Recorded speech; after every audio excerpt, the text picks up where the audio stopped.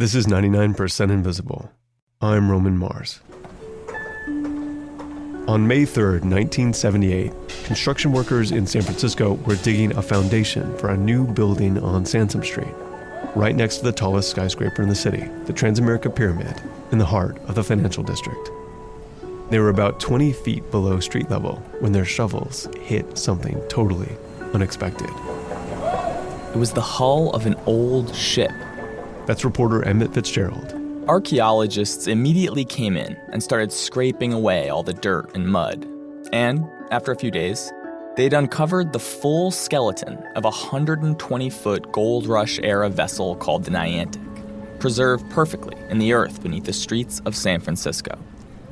As the archaeologists did their work, hundreds of people gathered to watch the bizarre scene. A massive ship being pulled out from beneath the pavement. As the construction hoarding was put up, people were carving holes in it to look in and see Niantic emerge from the mud. That's James Delgado. I'm an archaeologist and a historian, and I'm the author of Gold Rush Port, The Maritime Archaeology of San Francisco.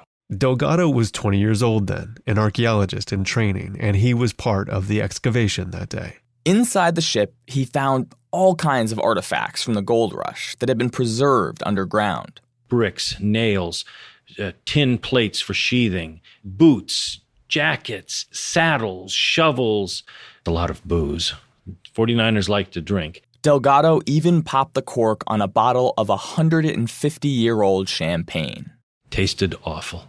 But the excavation of the Niantic launched his career in marine archaeology and inspired him to study the ships beneath San Francisco, because the Niantic isn't the only one down there.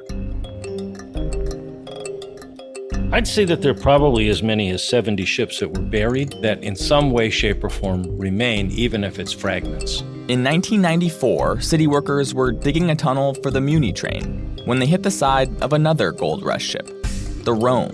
And the decision was made to drill through it. They tunneled right through the hull, and today thousands of San Franciscans travel through the ship every morning as they ride the train between Folsom Street and the Embarcadero. It's not really marked in the tunnel, but for those of us who know, when you take that turn, you're passing through the Gold Rush ship Rome. To understand how all of these ships ended up buried underground beneath the city, we need to go back to the 1830s, when San Francisco was just a tiny little port called Yerba Buena. It was an outpost of a few buildings with a tiny town square, that's it.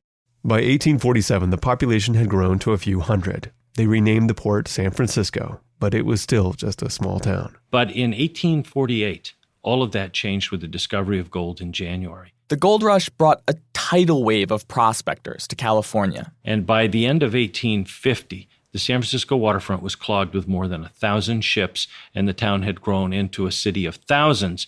So you're looking at a city that within a decade has gone from being a village to being the 12th largest city in North America. But the land around San Francisco was mostly sandy hills and not well suited to this scale of development. So to meet the surging demand for real estate, the city sold off plots of water in the shallow tidal zone. A person could buy a piece of water, but it was their job to turn it into usable ground. Some people dumped sand or garbage into their plots to try and make land. Others drove stakes into the mud and built platforms on top of the water. And a lot of people repurposed the ships that had brought them to California. The ships helped because as they came, many of them were sitting idle. The crews had gone off to the diggings or had run away. So the owners rented them out or sold them outright to become floating houses, warehouses, the town jail, offices, you name it. Over 200 of them became floating buildings. Ships were the centers of commercial life in San Francisco. Well, you had the Apollo Saloon, which was basically a restaurant. They sold a donut and a cup of coffee for 2 bits, they said. You had the Euphemia, which was turned into the town jail and later became an insane asylum. You also had ships that served as water cisterns. You had other ships that worked as government offices. And another ship, the good ship Panama, was used as a seaman's church. The city looked like a forest of masts, and planks connected the ships, creating a grid of boardwalks perched above the water. One visitor said that San Francisco was a Venice built of pine. But there were obvious downsides to a floating city, and little by little, people began to fill in areas between the ships using whatever they could get their hands on. From garbage to unwanted cargo to dead bodies, you name it, everything was thrown into that. And with this gradually began the process of filling in the mudflats. In this way, the shoreline itself began to advance. At this point, the harbor was a patchwork of freshly filled lots, ships, and buildings on stilts. But then, in May of 1851, a massive fire broke out in downtown San Francisco. The wind fanned the flames, and by the time the next day had dawned, more than 2,000 buildings were gone. The flames were so high that they could see the glow in Monterey, 100 miles south. Some of the ships caught fire and sank, leaving their half-charred hulls in the muddy water. By the time they managed to put the fire out, the waterfront was just a mushy mess of smoldering timber. And that mushy mess was too unstable to rebuild on. So they used some of the world's first steam-powered excavators to scrape sand off of nearby hills and dunes and dump it on top. By September of 1851, the old waterfront had been completely buried. And with it, the Niantic, the Rome, and all of the other gold rush ships, entombed in this manufactured ground. After the fire, San Francisco continued to expand, filling in more and more of the tidal zone in deeper and deeper water. And eventually, the state stepped in. They built a seawall to cap the production of new land. They drew a line and said, San Francisco, you can go no further. And today we know that line. It's the Embarcadero. The walkway along the eastern edge of the San Francisco Wharf. But by that time, a city had built up on top of all this sand and dirt and garbage.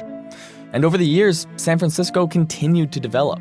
And today, what had been the tidal zone is the heart of the city's financial district.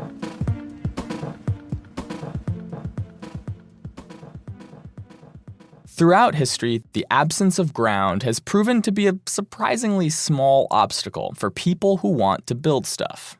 San Francisco isn't the only city that has built its own land. Large portions of Boston, Seattle, Hong Kong, and Marseille were built on top of fill. It's not uncommon to see it in other cities. New York, Manhattan built out and filled. The area the World Trade Center sits on was landfill. They actually found a ship when they were building the original World Trade Center towers. What is now Mumbai, India, used to be a 7-island archipelago before the British colonial government turned it all into one contiguous strip of land. Tokyo has built 60,000 acres of new land over the last several centuries. The process of building new land along the waterfront is often referred to as land reclamation. Which is kind of ridiculous. Land reclamation is another one of those words that's made up and it masquerades what's really happening. You're creating land where it didn't exist before. Or even creating a whole country, like the Netherlands. There's a very extraordinary history of basically the Dutch making their own country. That's Stephen Graham, professor of cities and society at Newcastle University and author of the book Vertical, the city from satellites to bunkers. I mean, most of Holland, most of the Netherlands as it's currently constructed is an engineering construction, is a huge project of land reclamation and land manufacture. The Dutch developed incredible techniques to build land in places that were actually below sea level. And this has been going on since medieval times, where large dikes were constructed, large pumping systems were constructed to create a dry country underneath the sea. And the Dutch are proud of this history. There's a popular saying there, God created the world, but the Dutch created the Netherlands. Humans have been making their own ground for a long time, but the process has reached new heights in recent years. The historic scale of land reclamation and land manufacture and the building up of land beneath cities is absolutely minuscule compared to the scale at which it's going on today. More and more cities are building waterfront property for airports, skyscrapers, and housing. It's sheer urban economics because you create new supply in an area where there's amazing levels of demand, and therefore it's very profitable. And new dredging technologies have enabled developers to build land faster and on a grander scale, often at the expense of the environment. I mean, they use huge ships, for example, which have what they call rainbow dredging systems. These ships suck up massive amounts of sand and gravel from the seafloor and shoot it through the air in a giant arcing rainbow of muck onto the area where they're trying to build new land. This technology has been particularly useful for creating artificial islands. China is using these rainbow dredging ships to turn uninhabited coral atolls in the middle of the South China Sea into larger islands that could support human settlement. They're actually manufacturing land in the hopes of staking territorial claim to highly contested waters. And then there's Dubai. Dubai is a poster child for this process, really. The wealthy desert emirate has built a series of artificial islands for wealthy elites. 3 of the new landforms are shaped like massive palm fronds. Another project called The World is a cluster of islands designed to look like a map of the world from above.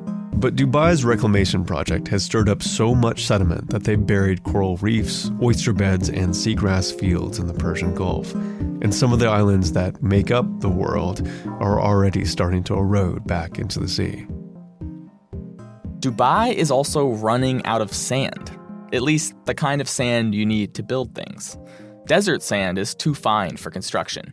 And Dubai has used up so much of the sand around its coast that they now have to import it from Australia. Globally, humans use over 40 billion tons of sand a year. The 2 largest uses of that sand are concrete production and land manufacturing projects. And it's created a global sand shortage that is forcing countries to go to extreme lengths in their efforts to build new ground. The most famous example here is Singapore. The wealthy island nation is one of the densest countries in the world, and it's constantly looking to expand its territory. There's plans to make Singapore like 20 or 30% bigger over the next 40 or 50 years through manufacturing new land. Without enough sand of its own, Singapore has had to look elsewhere. There's been a lot of evidence that the extended land manufacturing around Singapore, the basis for its growth as a tiny island city, is based on basically stealing sandy islands from the poorer countries like Cambodia and Indonesia and Burma, and then moving the material physically. Land itself is flowing from poorer countries to wealthier ones. Those countries have made sand exports illegal because of this sense that they are losing their own territory. Land manufacturing isn't just expanding territory outward. In some cases, it's expanding upward. On the coast of Nigeria, developers are building a new luxury city called Eco Atlantic on top of manufactured ground. And the startling thing about Eco Atlantic is that it's about 3 or 4 meters higher than the rest of Lagos. And it's been designed to be more resilient to expected sea level rises than the rest of the city.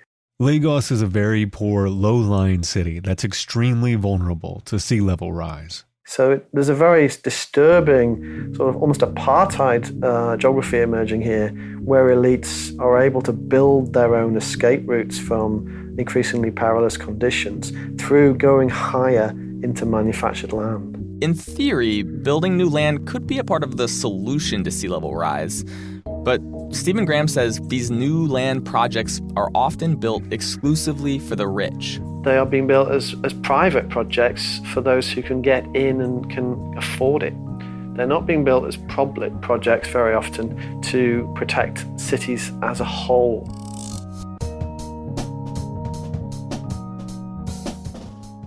Massive reclamation projects like Eco Atlantic are the most obvious examples of manufactured land. But even if you live far away from the coast, the ground beneath your feet may have been partially created by humans. People are continuously impacting the surface of the earth. We dig up rock from one place, grind it into cement, and build a sidewalk somewhere else. We blow up skyscrapers, dump the rubble somewhere, and build a hospital on top of it. And all of this human activity has actually created a new layer on the surface of the Earth's crust. It's made up of old bricks, ground up cement, and rusting metal. Archaeologists and geologists have started calling this layer the archaeosphere. The archaeosphere isn't totally unnatural. It's filled with soil and roots and earthworms. Sometimes grass grows on top of it.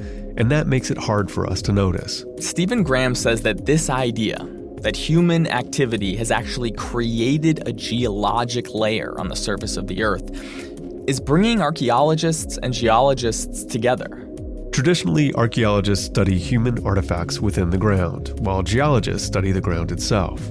But what if the ground itself was made by humans? Archaeologists are increasingly working with geologists, and they see the ground as a gradual accumulation of the leftovers. Obviously, it's the rubbish, it's the bodies of the dead, it's the leftover materials, and it is increasingly part of the built environment. I think that's really important. Important for one, because we need to understand what the ground is made of if we want to build safely on top of it. Manufactured ground can be unstable and more susceptible to earthquakes and landslides. For example, in China, in Shenzhen, when the construction material that was heaped up on a hillside as part of the great expansion of that city basically slumped down as a great big slide, and I think there was about 80 people killed in that as well. So we need to become much more aware that in creating our own geology, we're also creating our own hazards. But the archaeosphere is also a resource to be explored. There's been estimates that there's as much copper in that artificial ground as there is in all of the copper mines in the world. So in Scandinavia, they're actually starting to mine the disused industrial ground of their own industrial cities. When you walk through a city coated in pavement and covered in buildings, it's easy to assume that the ground beneath you is ancient and natural. There's a tendency always just to see the ground as something that's always been there and always will be there. But there's a huge amount of evidence that cities build their own ground. Cities are agents for making their own geology. If you look at a brand new land reclamation project like Eco Atlantic, it's obvious the ground is manufactured. Right now, it looks like a giant sandy construction site. But if all goes according to plan, pretty soon there will be parking lots and skyscrapers and apartment buildings. And right now, it's hard to imagine that such a blatant example of artificial ground will one day become seen as just an ordinary part of the Nigerian landscape. But you probably could have said the same thing about San Francisco in 1850.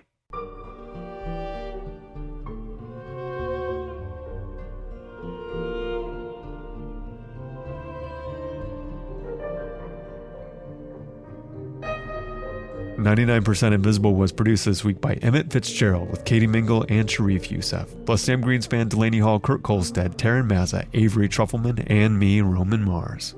Special thanks this week to archaeologist Matt Edgeworth, whose writing about the archaeosphere helped us a lot on this episode. Also, Stephen Graham's new book, Vertical, is coming out this fall. You can find a link to it on our website. We are a project of 91.7 KALW San Francisco and produced on Radio Row in beautiful downtown Oakland, California. We have a lively community on Facebook. I'm on Twitter at Roman Mars, like way too much. But if you want hundreds and hundreds of stories to make yourself sound really interesting at parties, I recommend you go immediately to 99pi.org.